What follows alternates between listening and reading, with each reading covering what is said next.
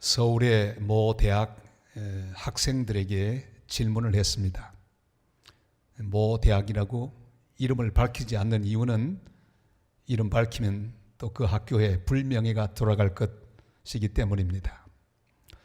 그 질문은 이러했습니다. 아버지가 몇 세에 돌아가면 좋겠는가? 여러분이 한번 답을 맞춰보십시오. 답이 어떻게 나왔을까요? 이런저런 답이 있는데 다 모아보니까 아버지가 65세에 돌아가시면 제일 좋겠다. 이런 충격적인 답이 나왔습니다. 여기 65세 부근에 계신 분들은 조금 생각해 보시기를 바랍니다. 지금 세태를 그대로 반영하는 대답이라고 생각합니다. 무엇을 의미합니까? 빨리 돌아가시면 모시는 부담이 없어졌습니다. 더 중요한 것은 아버지의 유산을 빨리 챙길 수 있으니 훨씬 좋습니다. 그러니까 책임은 덜 지고 또 특권은 많이 누리겠다고 하는 의미입니다. 여러분, 혹시 우리 자식들이 만약에 그런 생각을 가지고 있다면 물려주고 싶은 유산이 있더라도 아예 물려주고 싶은 마음이 별로 없어질 것입니다. 어떤 아버지가 계셨습니다. 자식을 낳아서 길렀는데 자라면서 점점 말썽만 부렸습니다. 절대로 하지 말라는 것만 합니다. 그리고 점점 나쁜 길로만 갑니다. 결국 형제끼리도 싸우다가 그만 동생을 죽이는 일도 서슴지 않았습니다. 아무리 말해도 아버지 말 듣지 않습니다. 그러다가 결국 집을 나가고 말았습니다. 제 마음대로 삽니다. 아주 거렁뱅이가 되었습니다. 아버지는 아들을 찾아 길을 떠났습니다. 그리고 온 길을 헤매다가 길에 죽었습니다. 세월이 흘러갔습니다. 아들이 아버지 집으로 돌아옵니다. 아버지의 집에 돌아온 이 아들을 기다리고 있는 것은 아버지의 유언장입니다. 비록 효도하지는 않았지만 내가 죽은 다음에 모든 재산을 그래도 너에게 유산으로 넘겨준다 하는 내용이었습니다.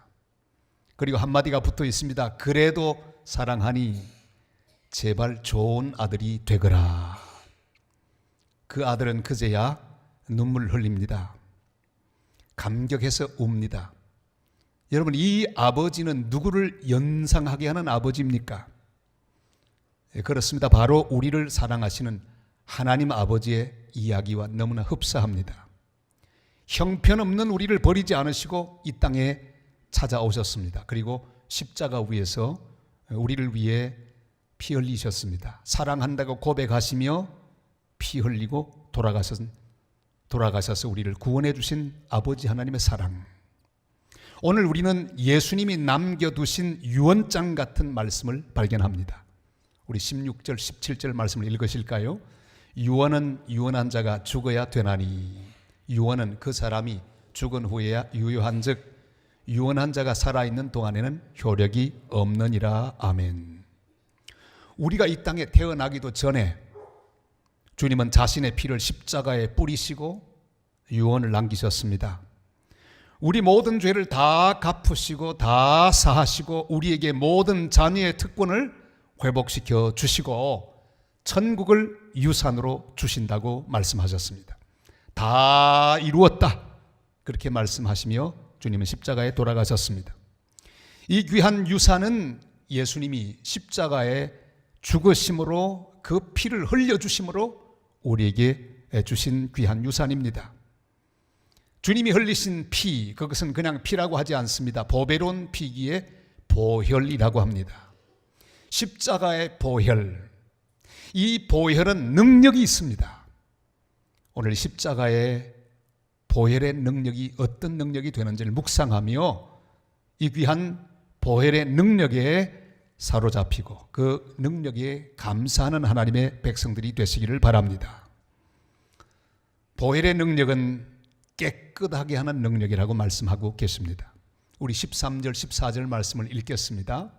염소와 황소의 피와 및 암송아지의 죄를 부정한 자에게 뿌려 그 육체를 정결하게 하여 거룩하게 하거든 하물며 영원하신 성령으로 말미암아 흠없는 자기를 하나님께 드린 그리스도의 피가 어찌 너희 양심을 죽은 행실에서 깨끗하게 하고 살아계신 하나님을 섬기게 하지 못하겠느냐. 아멘. 예수님의 보혈은 우리의 모든 죄와 누추함과 더러움을 깨끗하게 하는 능력이 있습니다. 이스라엘 민족이 광야 생활할 때 그들은 장막으로 나아갔습니다. 성막으로 나아가서 하나님을 만났습니다. 이 성막, 하나님을 만나는 장소인 성막은 성소와 지성소로 나누어져 있습니다. 이렇게 성전 뜰로 들어가서 먼저 성소에 들어갑니다. 성소에는 촛대와 떡상과 향단이 있었습니다. 제사장들이 와서 떡 12덩이를 떡상에 놓습니다. 이스라엘 12지파를 상징하는 그런 떡이지요. 촛대에 불을 붙입니다. 24시간 향단에 향을 피웁니다. 그리고 하나님께 경배를 드립니다. 그러나 지성소에는 대제사장만 들어갑니다. 1년에 그것도 한 번. 백성을 위하여 염소의 피를 가지고 가십니다. 그리고 또한 대제사장과 식구들을 위해 송아지의 피를 바치고 제사합니다. 수천 수만의 짐승의 피, 염소와 송아지들은 죽어야만 했습니다. 이 제사는 반복적으로 하나님 앞에 드려지지 않으면 안 됐습니다. 왜냐하면 그 피는 피로 돼 온전한 피가 아니었기 때문입니다. 짐승의 피일 뿐입니다. 그러기에 반복적으로 그 피는 뿌려져야만 했습니다. 그러나 예수님이 자신의 피로 딱 한 번만에 영원한 속죄를 우리에게 이루어 주셨습니다. 12절이 이렇게 말씀하죠. 다 같이요. 염소와 송아지의 피로 하지 아니하고 오직 자기의 피로 영원한 속죄를 이루사 단번에 성소에 들어가셨느니라. 아멘. 구약시대의 성막의 제물, 이 제물은 영문도 모른 채 끌려갑니다. 억지로 끌려갑니다. 죽기 싫습니다. 그리고 영문도 모른 채 피를 흘리며 죽어갑니다. 여러분, 짐승이 피를 흘려보았자 그건 짐승의 피일 뿐입니다. 그러나 예수님 흘리신 보혈은 성격이 다릅니다. 하나님의 아들이십니다.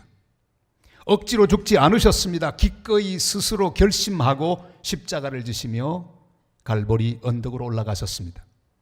자기가 바로 모든 백성을 위하여 속죄 제물이 되어서 죽는 것을 알고 계셨습니다. 자신이 죽어야만 모든 백성들이 죄에서 깨끗함을 받을 것을 주님은 다 알고 계셨습니다. 그리고 기꺼이 그 피를 우리를 위해 흘려주셨습니다. 그래서 예수님의 피를 보혈이라고 부릅니다. 예수님의 보혈이 이미 갈보리 언덕에 뿌려졌습니다. 로마서 5장 8절 이렇게 말씀하죠. 다 같이요. 우리가 아직 죄인 되었을 때 그리스도께서 우리를 위하여 죽으심으로 하나님께서 우리에 대한 자기의 사랑을 확증하셨느니라. 아멘. 우리가 영문도 모를 때, 아직도 죄인이었을 때, 전혀 철도 들지 않았을 때 이미 주님은 갈보리 언덕에서 우리를 사랑하시는 귀한 사랑으로 보혈을 흘려 죽으셨습니다. 딱 한 번만으로 우리의 모든 죄를 깨끗하게 하셨습니다. 우리가 태어나기도 전에 이미 보혈은 갈보리에서 뿌려졌습니다. 우리의 전 존재를 주님은 이미 깨끗하게 하셨습니다. 우리의 양심을 깨끗하게 하셨습니다. 우리의 모든 죽은 행실을 깨끗하게 하셨습니다. 다른 것으로는 절대로 깨끗하게 만들 수 없습니다. 인간의 도덕도, 인간의 윤리도, 학문도, 과학도, 어떤 철학도, 인간이 만든 어떤 종교로도 우리의 누추하고 더러운 것을 깨끗하게 만들 수 없습니다. 오직 예수 그리스도의 보혈로 영원한 속죄를 단번에 이루셨습니다. 보혈의 능력을 확신하는 성도들이 되시기를 바랍니다. 깨끗하게 하는 능력을 믿고 주 앞에 감사하는 하나님의 복된 성도들이 다 되시기를 바랍니다. 셰익스피어의 4대 비극이 있습니다. 그 가운데 맥베드, 그것은 실화를 기초로 쓰여진 소설입니다. 스코틀랜드 이야기죠. 말콤 2세가 사망을 합니다. 그러자 외손자 던컨이 왕위를 물려받게 되었습니다. 맥베드가 밤에 꿈을 꿉니다. 그리고 자기를 찾아온 새 여자. 꿈속에서 그는 마음이 부풉니다.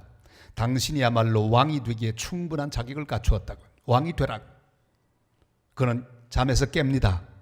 소설하고는 약간 다르게 되어 있지만 실제로는 꿈을 꿉니다. 그리고 그는 일어나서 야욕에 불타기 시작합니다. 그리고 더 큰 왕을 죽이고 자기가 왕이 되었습니다. 그는 그날부터 죄책감에 시달립니다. 얼마나 괴로운지.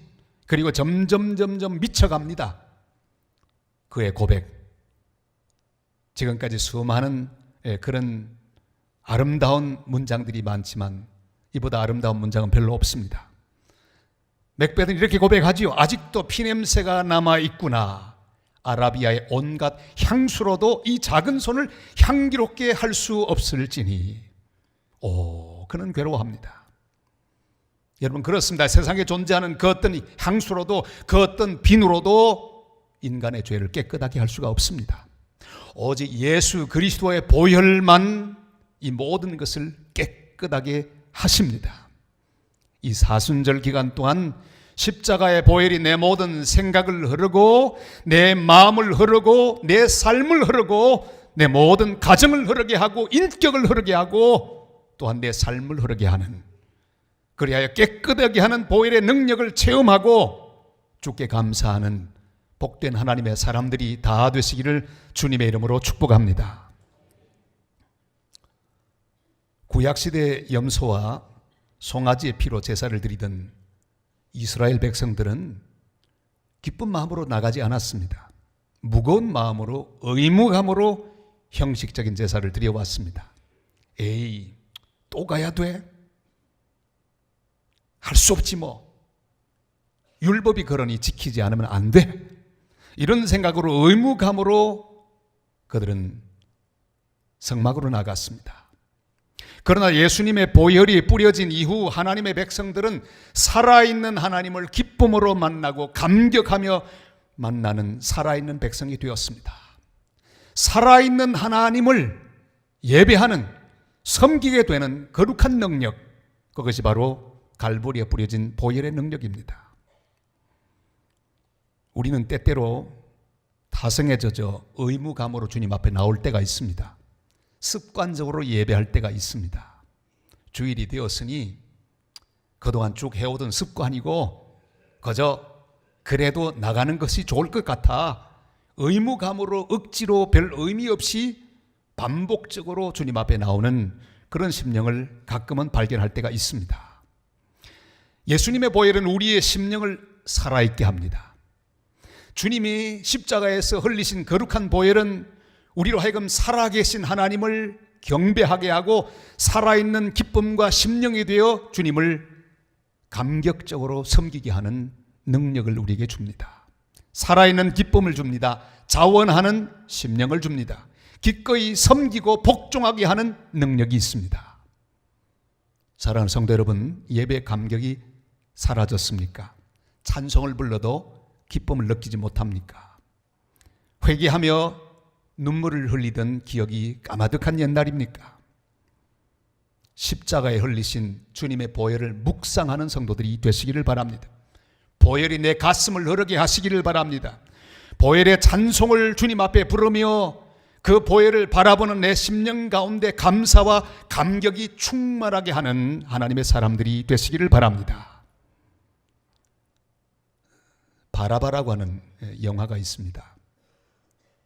이 바라바, 예수님 대신에 풀려난 바라바에 관한 그런 이야기입니다. 성경에는 예수님 심판을 받으시고 불의한 재판을 받으실 때 백성들이 누구를 놓아주는 것이 좋을까 말하는 그 말 앞에 소리를 지릅니다. 바라바를 놔달라. 바라바를 놓아달라. 바라바는 사람을 죽인, 그리고 또한 흉한 죄를 지은 그런 죄인이었습니다. 죽기에 마땅한 자. 그러나 백성들은 그 불의한 재판의 증인이 되었습니다. 예수님 대신에 바라바를 놓아달라고 소리를 질렀습니다. 바라바는 노임을 받았습니다. 예수님 대신에 자유함을 얻었습니다. 그러나 그는 예수님과 전혀 관심이 없고 관계도 없습니다. 바라바가 돌아가서 찾아간 곳이 무엇입니까? 전에 사귀던 이 여자를 찾아갑니다. 아무런 의미도 없습니다. 여러분, 이 사순절 기간에 우리는 바라바를 기억할 필요가 있습니다. 주님과 가장 가까이 있었습니다. 주님 때문에 살아났습니다. 그럼에도 불구하고 주님의 보혈이 무엇인지, 누구를 위하여 피 흘리는지 모르는 그런 심령이었습니다. 잘못하면 우리가 바라바 같은 심령이 되기 쉽습니다. 오래 신앙생활하고 교회 생활을 하고 주님 가까이 있지만 전혀 감격이 없는 심자가 될 수 있습니다. 예수님의 보혈이 우리의 영적 혈관 속을 흘러가야 합니다. 그래야 영적 활력을 얻게 될 것입니다. 우리는 살아있는 하나님을 섬기는 살아있는 백성으로 서야 합니다. 이 믿음으로 죄를 이겨야 합니다. 이 믿음으로 욕심을 이겨야 합니다. 어떤 상황이라도 일어나서 주님 앞에 서야 합니다. 어떤 어려움이라도 우리는 살아계신 하나님이 부탁하신 일들을 기쁨으로 감당하며 주님 앞에 바로 서는 복된 심령으로 주 앞에 나아가는 성도들이 되시기를 바랍니다. 지금도 스페인 사람들은 투우에 열광합니다. 이 투우는 론다라고 하는 곳에서 처음 시작됩니다. 그 시작은 대단히 흥미롭습니다. 프란시스 로메로가 하는 사람이 어느 날 이 말을 탄 채로 이 소와 더불어 싸웁니다. 싸우고 있다 그만 말에서 떨어집니다. 떨어지고 난 다음에 이 성난 소가 자기를 향해 막 달려오는데 피할 길이 없습니다. 급한 나머지 자기의 망토를 벗어서 소와 더불어 실험을 합니다. 아주 근신 소는 이 망토의 흔들거리는 색깔을 보면서 거리를 향해 뿔을 꽂습니다. 기적적으로 그는 살아납니다. 그 경기가 바로 근대 투의 시작이 되었습니다. 여러분, 우리는 말에서 떨어질 때가 있습니다. 내가 생각한 것보다 훨씬 밑으로 내려갈 때가 있습니다. 고난의 골짜기로 떨어질 때가 있습니다. 그러나 살아있는 하나님을 섬기는 사람은 그 자리에도 실망하지 않고 굳게 섭니다. 일어납니다. 그리고 죄와 더불어 싸웁니다. 환경과 더불어 싸웁니다. 주님의 이름으로 나아갑니다. 여러분, 바로 그런 순간은 하나님의 거룩한 역사가 시작되는 순간입니다. 어떤 경우에도 우리는 일어나야 합니다. 주의 영광을 위하여 일어나야 합니다. 주님께서 우리를 위하여 보혈 흘리셨으니 우리도 주님을 위하여 용기 내어 일어나야 합니다. 그리고 죄를 이기고 상황을 이기고 욕심을 이기고 절망을 이기는 살아있는 복된 성도들이 되시기를 바랍니다. 우리는 살아있는 하나님을 섬기는 살아있는 믿음을 가진 하나님의 사람들입니다. 보혈의 능력으로 살아있는 믿음 가지고 살아있는 하나님을 날마다 섬기는 복된 성도들 다 되시기를 주님의 이름으로 축복합니다. 주님 흘리신 거룩한 보혈, 예수님의 보혈은 우리로 하여금 기쁨의 상속자가 되게 하는 능력을 주십니다. 15절이 이렇게 말씀하시지요. 다 같이 이로 말미암아 이는 새 언약의 중보자시니 이는 첫 언약 때에 범한 죄에서 속량하려고 죽어사 부르심을 입은 자로 하여금 영원한 기업의 약속을 얻게 하려 하심이라. 아멘. 유언장에 있는 모든 약속은 반드시 유언한 사람이 죽어야만 효과가 있습니다. 살아있으면 유언한 장에 있는 모든 것 아무런 소용이 없습니다. 그래서 유언이라고 말은 약속이라는 의미를 가지고 있습니다. 오늘 본문에 있는 유언은 또 다른 뜻으로 약속이라는 뜻을 함께 가지고 있는 단어입니다. 이미 예수님은 십자가에 죽으셨습니다.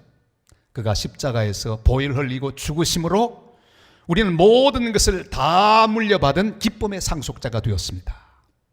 앞으로 물려받을 게 아닙니다. 이미 다 물려받았습니다. 그가 십자가에 보혈 흘리시고 죽으심으로 우리는 모든 것을 다 물려받은 영광의 상속자가 되었습니다. 주님은 이미 우리를 위해 죽으셨기 때문입니다. 이미 우리에게 구원을 주셨습니다. 기도 응답의 특권을 주셨습니다. 천국을 주셨습니다. 성령을 선물로 주셨습니다. 아름다운 교회를 주셨습니다. 교회 공동체를 선물해 주셨고 또한 거룩한 가족을 우리에게 허락하여 주셨습니다. 이 땅에는 이름만 상속자들이 많이 있습니다. 왜요? 아버지는 재산을 많이 가지고 있는데 자식이 가난한 경우가 있습니다. 그런데 아버지가 넘겨주지를 않습니다. 왜? 살아계시기 때문에. 그래서 아버지가 물려주지 않으면 받지 못하는 상속자들도 많이 있습니다. 영국 여왕이 너무 오래 살았습니다. 어떤 경우는 오래오래 그 상속자가 이미 다 늙어서 힘이 없게 된 경우에 물려받는 경우도 있습니다. 이미 모든 것을 받았는데도 불평하고 사는 상속자도 있습니다. 여러분, 그리스도인은 이미 하나님으로부터 놀라운 상속을 받았던 사람입니다. 그러나 하늘나라 상속자 중에도 누리지 못하는 자가 있습니다. 주님 이미 주셨는데 쉽게 절망합니다. 불평합니다. 원망합니다. 걱정하며 사는 자들이 있습니다. 사랑하는 성도 여러분, 이미 주님은 피 흘리고 십자가에서 죽으셨습니다. 주님이 약속한 모든 유언은 그대로 우리에게 상속이 되어서 하늘나라의 기업을 받고 사는 기쁨의 상속자라고 하는 사실을 확신하고 감사하는 성도들이 되시기를 바랍니다. 이미 주님은 보혈을 흘리셨습니다. 우리는 모든 상속을 이미 받았습니다. 그것을 날마다 누리는 상속자들이 되시기를 바랍니다. 기쁨의 상속자들이 되시기를 바랍니다. 로마서 8장 32절이 말씀하시죠. 다 같이요. 자기 아들을 아끼지 아니하시고 우리 모든 사람을 위하여 내주시니가 어찌 그 아들과 함께 모든 것을 우리에게 주시지 아니하겠느냐. 아멘. 크로멜 시대에 병사 한 사람이 죄를 지었습니다. 그리고 사형을 당하게 됩니다. 그 당시 습관대로 교회 종소리가 울리면 사형은 집행이 됩니다. 그런데 그 사형수에게는 그를 사랑하는 아름다운 여자가 있었습니다. 그가 뛰어왔습니다. 크로멜 장군을 만나서 한 번만 용서해달라고 애청합니다. 간청합니다. 그러다 크로멜은 허락하지 않습니다. 그는 교회로 뛰어갑니다. 귀머거리 종직에게 온갖 신용을 하면서 총을 치지 말아달라고 부탁합니다. 그러나 이 종치기는 만약에 종치지 않으면 자기가 죽는다고, 칠 수밖에 없다고 종을 칩니다. 근데 종을 쳤는데도 이상하게 종소리가 들리지 않습니다. 시간을 기다리던 크로멜은 사람을 보냅니다. 종탑 위에 올라갔을 때 피투성이가 되어 죽어있는 한 여자를 발견합니다. 알고 보았더니 이 종의 추를 온몸으로 감싸 안고 종이 울리지 못하게 하고 그렇게 죽어갔던 것입니다. 크로멜 장군은 감동을 받습니다. 그리고 사형수는 사면이 되어 새 생명을 얻게 되었습니다. 사랑하는 성도 여러분, 우리는 우리를 사랑하셔서 이 땅에 오시고 우리를 살리기 위해 스스로 십자가를 지시고 피 흘리며 죽으신 예수 그리스도의 보혈로 깨끗함을 얻은 백성들입니다. 보혈의 능력으로 죄를 이기고 유혹을 이기고 날마다 성결하게 살아가는 하나님 백성들이 되시기를 바랍니다. 주님 우리 위해 죽으신 것은 우리가 날마다 복종하며 기쁨으로 살아계신 하나님을 섬기며 교회를 섬기며 성도를 섬기며 살게 하기 위함입니다. 날마다 보혈의 능력으로 충만하여 주님의 나라와 주님의 교회와 주님의 거룩한 선교를 위하여 주님의 영광을 위하여 살아가는 보혈의 능력 가운데 사로잡힌 복된 성도들 다 되시기를 주님의 이름으로 축원합니다.